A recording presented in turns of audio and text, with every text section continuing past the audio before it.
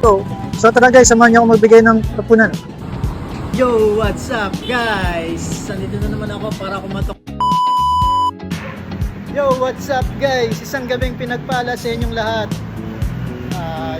Tara guys, tingnan natin ito papatagalin. Tara. Samahan niyo ako magbigay. So ayun na nga guys, lumipad nga pala ang aking team na parang si Superman. Kasama ko nga pala si Mingming, Meow Mongmong.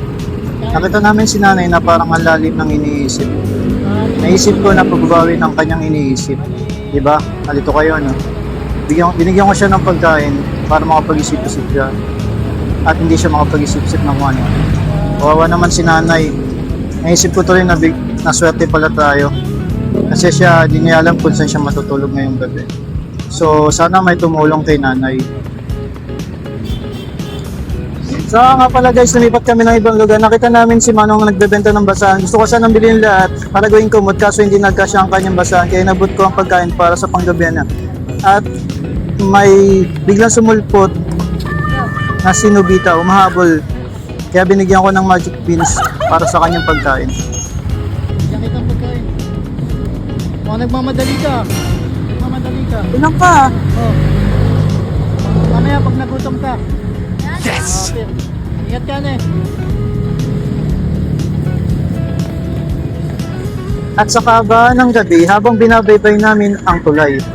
Pero iba ang nakita namin, si nanay na nakaupo sa isang tabi.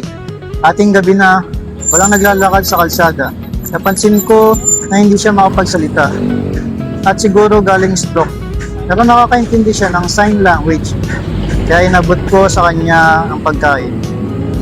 Para may lakas siya sa pag-uwi kung sino man siya uwi. Kaya lang, ang sabi ni Mingming mo, susura namin siyang ihatid. Kaso ayaw niya magpahatid. Kawawa naman si nanay. Naway sa pag-uwi niya ay maging ligtas siya.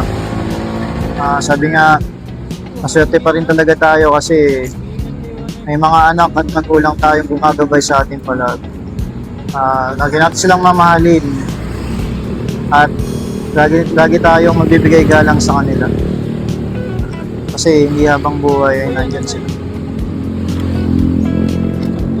Shoutout sa pamilya ni nanay. Naglalakad po siya mag-isa sa kalsada. Nay, mag-iingat kayo palagi makabusog po kayo. Sa susunod po na pag-cross natin sa kalsada, bibigay namin po ulit ang aming makakaya. Hanggang patuloy pa rin kami sa paglalakad. Nakita namin uli si nanay. Tila may inaabot sa akin. Kumot ata. Kaya tinabot ko yung pagkain sa kanya. Kawawa naman si nanay. Wala ata sa katinuan. Shoutout ulit sa pamilya kung asan man kayo.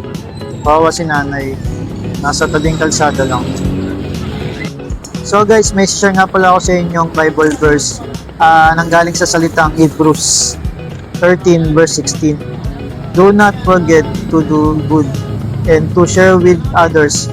Kahulugan o ibig sabihin, paalala ito na huwag kalimutan tumulong sa kapwa. Ang simpleng tulong o pagbibigay ay isang kalugod-lugod sa Diyos. So guys, dito na natapos ang aming vlog. Huwag niyo kalimutan mag-share, like, and follow para marami pa tayong matulungan sa nakapwa. So yun lang, God bless. Mama, chup chup.